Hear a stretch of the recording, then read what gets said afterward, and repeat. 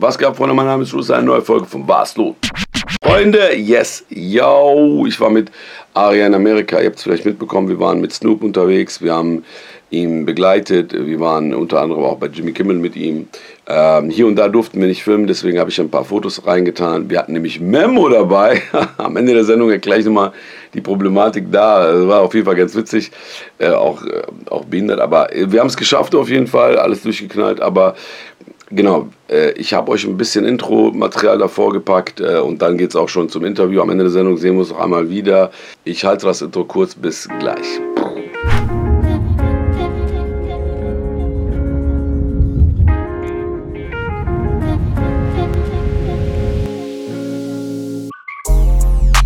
So, wen haben wir denn hier? Er hat's geschafft.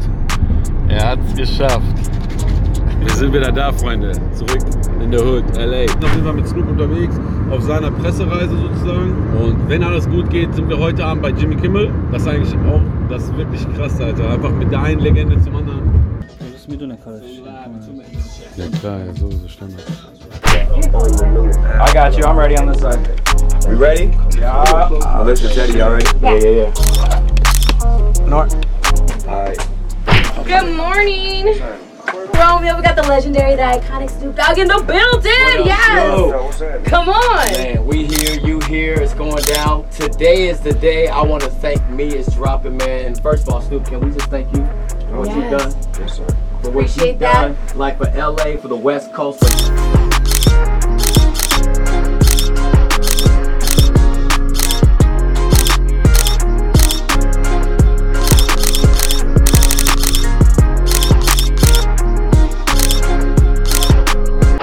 This is a band bump. This is where we need your applause. These guys will stare at you. Keep applauding. Audience time!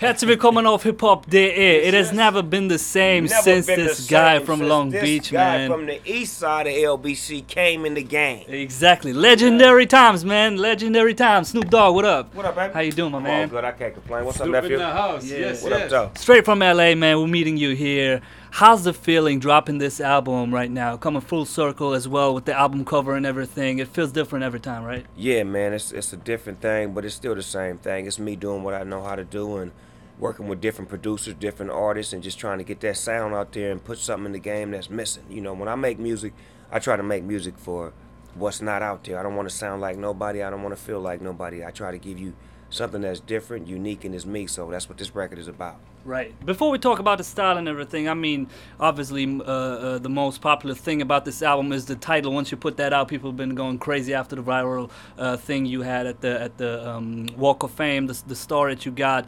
Let's talk a little bit about the title, man. Some people think at first it's a little arrogant, maybe it's a little selfish, but what I got from the title is more like it's a little bit of self-love. It's a little bit of, let's focus on ourselves and the work we put into our own careers and everything. It's a lot of self-love. It's a lot of self-appreciation, and a lot of times we don't give ourselves credit because we're so busy thanking somebody else. But when you actually the one that has to go do the work and put it in and bring to life the actual dream, you got to give yourself credit. You got to pat yourself on the back, and it's not every day. It's just one day, and I chose this to be the day to do it. You know, a lot of times in my career, you see me throwing it off to somebody else. Thank you, I appreciate you. This time it's about me appreciating me. Right. How important is it? How did you realize it's so important to have a moment and really sit back and be like, hey, maybe I should even thank myself for all the work that I put into myself, into my art, into my life, all the energy that I put in? I think it was more spontaneous, like just because of the speech, I didn't have nothing written, and it was just coming from the heart. And after I thanked everybody and I looked around, and I said, somebody that needs to be thanked, that's been doing the majority of this work. Yeah, right. Most of the work. Yeah, let me thank him because ain't nobody else gonna thank him. Yeah. So let me go ahead and thank him for what he done, and then it just started rolling, it started flowing like no days off. Right. Having a great work ethic, trying to be a giver, trying to do more right than wrong. The things that I practice is the things that I spoke on. Right. Yeah, I thought I got a feeling you want people to say that to themselves also. Like, Yes. man, thank you guys. Self-empowerment, so where you can feel good about loving yourself, giving yourself some self-esteem, and not be dependent upon you or me to give you confirmation on whether you're doing the right thing in life. Yeah, especially in the culture, as you know, the hip hop culture that we all grew up in, it's big to, you know, big up other people, put some respect on other people's names, you know, props to other people. It's a good thing, it's an amazing thing, which is bigger than in other cultures, in our culture. But sometimes maybe this part goes missing, where you just have to sit back and be like, yo, I put in most of the work for my own shit, so I should. My accomplishment. Yeah, right, my accomplishment. Yeah, and it's not being cocky. Right. It's just being, you know, self-love, to love yourself. Right. To love the fact that you've been able to do it, and you doing it gracefully, and you doing it by your own rules and own regulations, and you doing it your way. Right. And that should be commended. That should be spoken for. And a lot of times you can't wait on somebody else to say that. You got to say it because you're the one that's doing it. And ain't nothing wrong with saying it every once in a while. Yeah. Especially if you're doing it every day. Yeah, exactly. Sometimes I know what you mean. Sometimes people start like, hey, it's arrogant, or what is it? It's cocky. But when I hear you talking, I exactly get the feeling like you want everybody like to sing yourself. Yeah, you should, because even with y'all, what y'all do, like, you gonna thank the people that flew you out here, the people that did this and that, but y'all the ones who sitting up in here doing the interview with Snoop Dogg. Yeah, right. Y'all the ones who actually had to go do the research and do all of the stuff to get to the point to say, well, we've done it, but somebody else gonna get all the credit though. Whatever the network is or what, it's just how it goes. But if you don't say, well, you know what, I did that. Gonna fly 15 hours. Shout out to Nima for the flight. He's our guy, man. Man, in terms of research, I gotta say, man, my whole life, my whole upbringing in hip hop has been research in terms of Snoop Dogg, and since the days, man, with Dr. Dre and Death Row and everything. Looking at the album cover, which is obviously the first thing that you see when you look at an album, you've always had historical, iconic album covers. This time it's like a Last Supper with all Snoop Dogg sitting there in different eras of Snoop Dogg. Why did you pick this album cover for this album? Well, I was thumbing through Instagram one day and I seen that picture, and the picture just fit the concept. Right. I want to thank me. Oh, so that's the picture that you just found randomly online? I found it from my like artist. He was already ready. Like, yeah. Oh, wow. Crazy. I found it from my artist on Instagram, and I took it and I made it my album cover because I felt like my album was going to be everything that picture represented. Right. It was going to be some of that Snoop, that Snoop, that Snoop, that Snoop, that Snoop, and that Snoop, all at one table, giving you this record right here. Right. Now, since we had all these eras, different eras of Snoop Dogg, and, you know, Snoop-a-delic and Snoop Lion and everything else before that, since the 90s, you got one song on the album, Let Bygones Be Bygones, which actually, you know, goes way back to the first Snoop, like the first era of Snoop Dogg, coming into the game with Dr. Dre and with Suge Knight, obviously, at Death Row. Maybe you can elaborate a little bit on what the record is about and why people might be surprised or even, you know, caught off guard with the story that you're telling there and the perspective that you give there. The record is a celebratory record of Death Row Records, of the great times and the fun that we had on Death Row Records, and it's giving you a different perspective. Not all of the bad things, not all of the things that you know about Death Row, but the insight of the greatness behind the mind of Suge Knight, behind the mind of Snoop Dogg, behind the mind of Dr. Dre, behind the relationship with Tupac, behind the thought process of what Death Row Records was about. And this song, it represents that, because Death Row Records was a beautiful place. It was fun, it was harmonious, it was money being made, and we was the shit. And I wanted to speak on that in the song and not bash Death Row Records or bash Suge or kick him when he down, throw more rocks at him, but to show him appreciation for what he's done, what we've done, and how Death Row Records will go down in history based off of that movement that we put together, and nobody can take that away from us. So we should be praising that, because we can praise that because we actually lived in that moment. Yeah. I mean, sometimes you get the feeling of things during the process of writing history, and people are always talking about a topic. It just goes one way a little too much, and not everything is black or white in life, right? So I think it's a very important record for you to put things in perspective, especially from a guy like you who's been in the system and not. Right. Yeah, but I think that record is necessary because speculation. People speculate. They think that I wasn't cool with Suge. They don't know what the temperature is. Is Death Row and Snoop on good terms? What's going on? This shows you that They on the same terms they were when I met them. Yeah. All love, you know what I'm saying? It was a beautiful ride. I enjoyed it. Yeah. That ride got me to No Limit, and then that ride got me to the next ride. So I'm thankful for my journey. Yeah, that's incredible. I mean, this track is like obviously gives everybody like goosebumps, Chills, right? Because I was thinking about Snoop. With all due respect, when you do a track like this, you talk with your friends about this. I don't know, Dre or something. Because I mean, you kind of like forgiving, you know. I didn't talk to nobody. I just did it because sometimes you have to do that, and then when they hear it, then they know it's all beautiful. Yeah. Because if you talk to somebody, sometimes you may get the misunderstanding, Yeah. and it may be, well, what do you mean? What are you saying? Right. But if you put something out, and that energy of that record is floating around, and everybody talking like, man, that record that Snoop got out right now, it's got a great energy, man. You could feel it. It gives you goosebumps. He's saying some great things. The musical arrangement is beautiful. It's classic. Right. Another song on there, man, it obviously is also in the category of goosebumps and all that, giving you chills, is the Nate Dogg thing, man.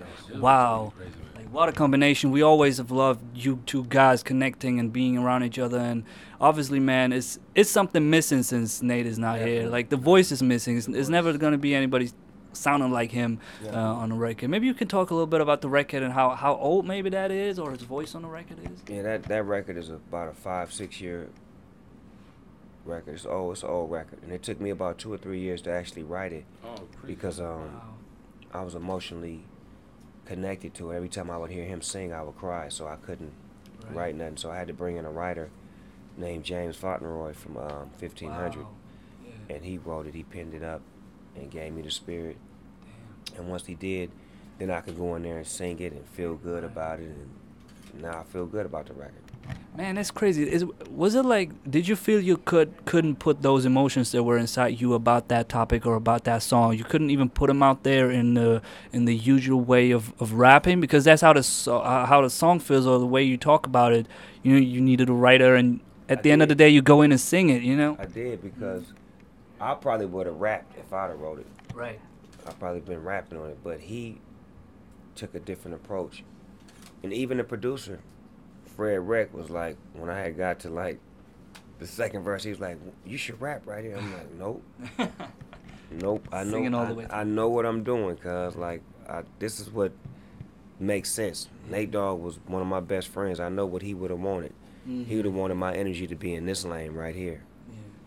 I mean, what's funny is, always, it doesn't matter at what time of history we're talking about Snoop Dogg's. Always legacy is always current status. It's all those worlds mixed in each other. And even now we're talking about the new album. We're still talking about Death Row and Nate Dogg and all that. And also another topic which obviously was big last year, or the last months, unfortunately, was big, was the Nipsey Hussle passing. Man, what a legend for the city. What a pioneer for so many things in the city and the community. It's something that actually, I was always wondering how guys like you, who have been a couple of generations before him, who surely inspired him, how you guys thought about him and thought about what he was planning to do and everything. Man, we had nothing but the utmost respect for Nipsey, man. One of the last events that he had was his Grammy party, and me and Jay-Z was there. And I just could remember seeing his face, how he was so excited to see me and Jay-Z at his party. Right. And he didn't ask us to come. We just showed up. And then me and Jay-Z was talking away from him about how proud we was and how he was different and how he doing shit. And Jay-Z was like, man, this little nigga remind me so much of you. Yeah. But he different. I'm like, he don't remind me of me. He different than me. I was on bullshit. He on business. That's interesting. Top. Yeah. You know what I'm saying? So it's just like, we loved him and appreciated him, and he knew that while he was here. Yeah. And that's the beauty of it all, that it's not a fake love thing, that a man that passed away and you just love him because he did. No, we loved him while he was here. Right. That's interesting, and you said that in the other booth as well, to Nick Cannon. It's so important to give love while people are still here and in their right mind, and they can accept it and appreciate it, because, most of the time we're too late. Yeah. Like, how could you tell me you love me and I can't hear it no more? Right. Yeah. Like, I never seen nobody in the casket say thank you or I appreciate it. That's it. Yeah. He's out. Yeah, that's a unique situation as well, because I was talking to DJ Khaled a couple of weeks ago, and you put like 2 Nipsey Hussle verses on that song, which he rarely does, 2 verses from the same rapper on the song. And then he passes away, and he was talking about, I knew he was a special rapper. I knew he was that Jay-Z Snoop Dogg cloth. But that reminded me of you guys when you started out. Did you know at that point what kind of cloth you were made of, or was that just organically happening? Or at what point did you realize I'm different than all these other people around here? I think we aspired to be. Like, you got to have foundation in order to get further. And the people that was in before me, they were great. And they made me want to be great. And they made me have a spirit of I could be great. And if I ever get in the game, I ain't going to never let it go. Yeah. And I think that's the same spirit that Nipsey embellished. A lot of these young rappers embellished that spirit, that the people that grew up before them, if it was me, Tupac, Jay-Z, whoever it was, E40, Right. Yeah. it's inspiring to that young rapper to know that we still here. Yeah. So you could do it, and you could do it even better than us because you have more opportunity. You have more visuals. You have streaming now. We didn't have streaming. Right. You got ways to reach people all over the world with a button. Yeah. Yeah. I mean, you find your cover on the internet. Yeah, Look that's at what I'm saying.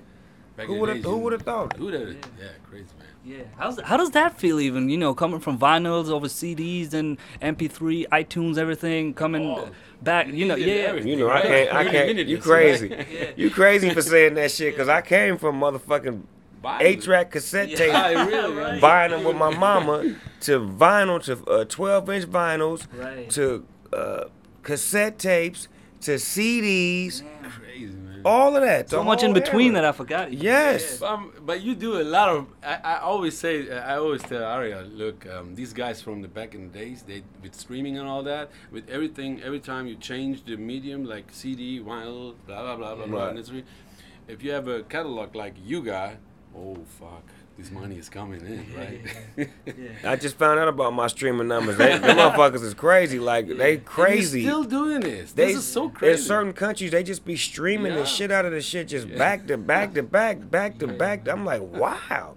Yeah, talking about that, especially in Germany, man. People are crazy about Snoop Dogg, like, for decades now. Come back over there and do a show. Of course, man. What are you waiting for? And please, I have to correct one thing. Wait a little longer, and the money just keeps going up. 5-6 years. Right. How long has it been since I've been there? Man, I don't know. I have no clue. Do some research. 2015? When was the No, it's 4 I'm years. asking y'all a question now. When the fucking last time Snoop Dogg was in Germany? I was there in Cologne. You and So Ice what Cube, year? you throw your. You remember that Me day? and Cube together. Fuck yeah. He was in Cologne and he was there, and then you throw the parties together, and then I don't know, man. That was totally crazy, man. I was in Ice Cube, and then I listened. Hey, Snoop is in the town. What? So Ice Cube and Let's go Snoop over there. Dogg would be the shit to go to Germany. Damn, that people will be going crazy. Yeah, I'm serious. Why you I'm dead asking? serious, You yeah. really asking? I haven't been to Germany and I don't know when. Come on, man. People love you, and they don't love the sweat they get us stuff. They love the real old shit, school man. stuff. Right, The right. real Snoop Dogg stuff. Yeah, right. I'm gonna tell you one thing. Thank You come Thank to you. Europe, and you Thank play that Because West you Coast. told- It had to take a real motherfucker from No, Germany I mean, to say that shit. look, Only Snoop. you could say that. No, look, Snoop, I swear to God, I love David. He makes a lot of partying stuff like Big this, records, but we it's want that different. gangsta It's shit. different, We want man. that gangsta When you come shit. over, I remember you received the platinum plug in Cologne. I was Yes. there, man. Yes. Actually, my friend from university gave you the record, right? Yeah, the sure plaque. did, Max sure from did. university shouts out. Yep, all and Maxie. and I was like, man, I That's love my all. dude. You don't remember, right? Max, quit No, playing. I remember, and he remembers too. We both got it. We both got one, and it's at his compound. Ah, It's crazy. hanging wow. on. I got it. We're gonna see that tomorrow. And this is a cool stuff. This is a cool song, everything, okay? But when you was playing it, I remember everybody was like, Snoop, we love you, but come on, man. Snoop That gangster down shit. it. Bro, come on now. I mean, this I have to correct because you told Nick over there in Europe, they're like techno guys. They're like this, and then, no, man, hell. But it's certain countries it is like that. Where it's like when that record come on, that motherfucker just. I'm saying festivals. Yeah, Like, it's a festival. different kind of It's approach. a different I mean, crowd. it's cool. Like It's cool and that everything. motherfucker's like, huh? But there's nothing like that OG Snoop Dogg. Yeah, I'm telling you, man. You take your West Coast set list over there, and people gonna be crazy, even more than here because You have to do some. I take it with me everywhere I go. I just know how to sprinkle certain things in like certain areas. But I need to get back to Germany because I like what y'all saying. As far as like me and Ice Cube would make fucking perfect sense to go over there. Yeah, hell yeah. Some Up and Smoke kind of Europe tour, Yeah, and for real, I've been right? Damn. crazy. I mean, it's like all this. I think Europe and especially Germany, we give you guys more respect. I think do. like over here because do. they're like here always like the next thing. No, you guys. I'm gonna say this, and I mean this. Germans, especially, you guys will research us, who we like. Who we grew up listening to, man.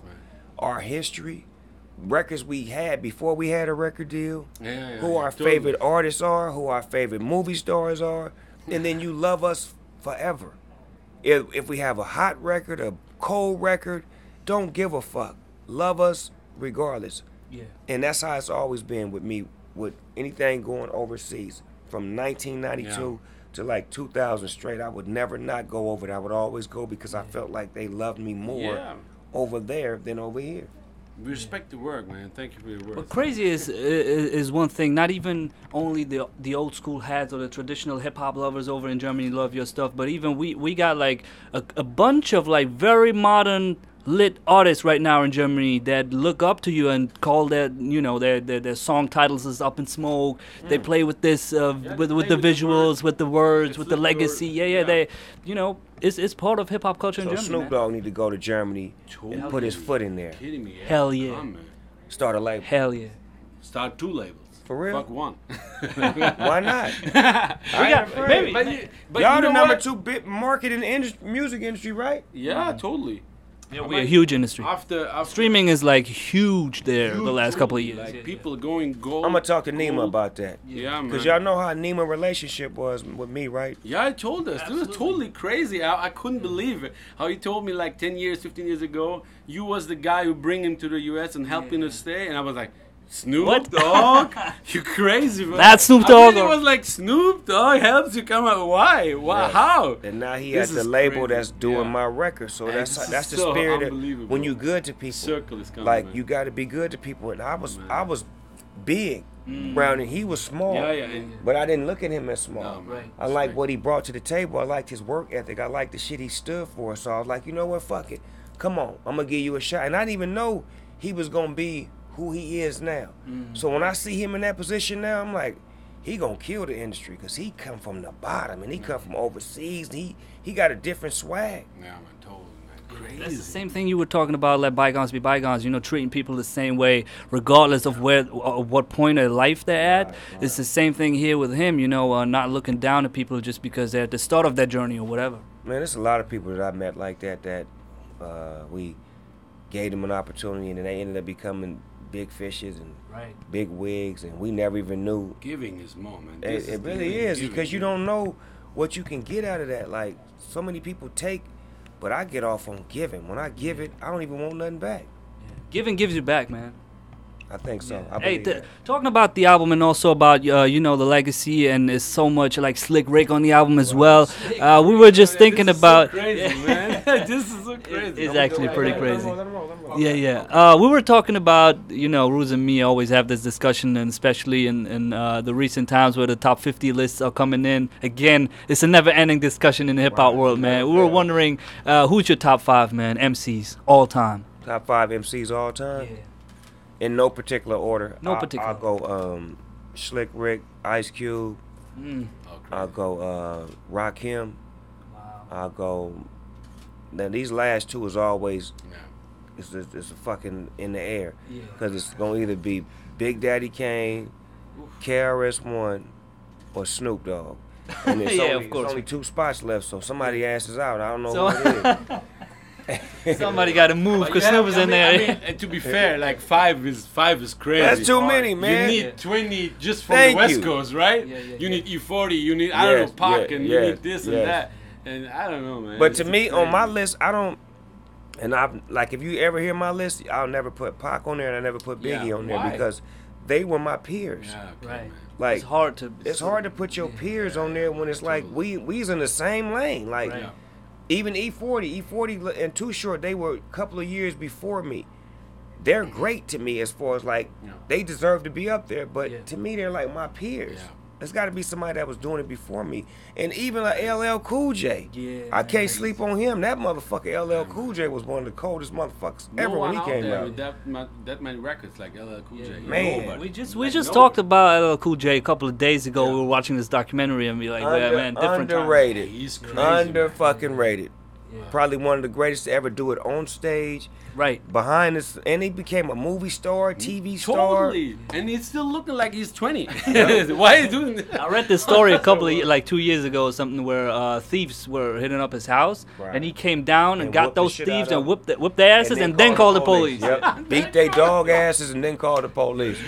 Beat your dog shit out of him. And I got this motherfucker right here. Yeah. Come get this motherfucker before I kill him. Yeah. And the police probably like, LL Cool J, right? Nah, he's kidding. Are you sure it's LL Cool J? Let me hear you sing I'm Bad. Yeah, man. Absolutely. Hey, so going back to that idea of you and Cube hitting up Germany, there will be 2 of the top 5 MCs, man. You know what? 2 of the best.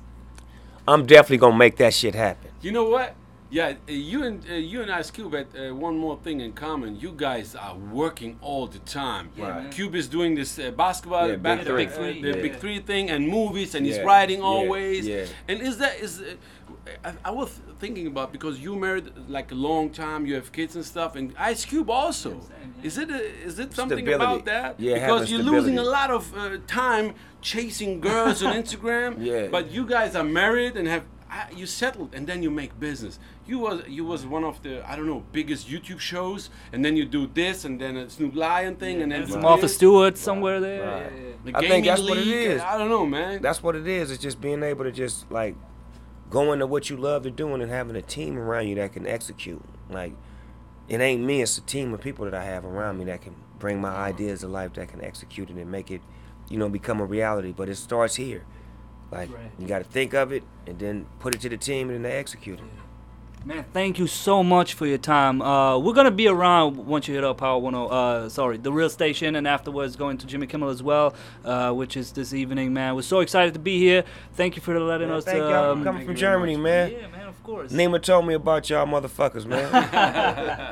Nima is the best, man. Thank you so much, Snoop. Appreciate your time. A legend in the building here, straight from the West Coast. Snoop Dogg. West Coast, motherfuckers, what's happening? Yes, yo, Freunde, ja, ich hoffe, es hat Spaß gemacht. Es war auf jeden Fall krass, Snoop zu begleiten. Es ist wirklich krass. Also, vielleicht hat man es nicht so auf dem Schirm. Ich meine, er ist eine Legende und alles. Aber wir kennen ihn alle so lange und wir hören seine Mucke. Man ist das natürlich irgendwie, man hat so einen Gewohnheitseffekt. Aber wenn du mit ihm unterwegs bist, weißt du doch mal, wie sehr ihn die Leute eigentlich lieben. Ich meine, wir waren mit ihm unterwegs, wir waren mit ihm bei Jimmy Kimmel und bei den ganzen bekannten Radiostationen und so. Also es ist wirklich krass, wie herzlich er immer empfangen wird, wie die Leute sich freuen, wenn er kommt und auch zu uns. Ihr habt es ja mitgekriegt, am Anfang des Interviews war so ein bisschen noch,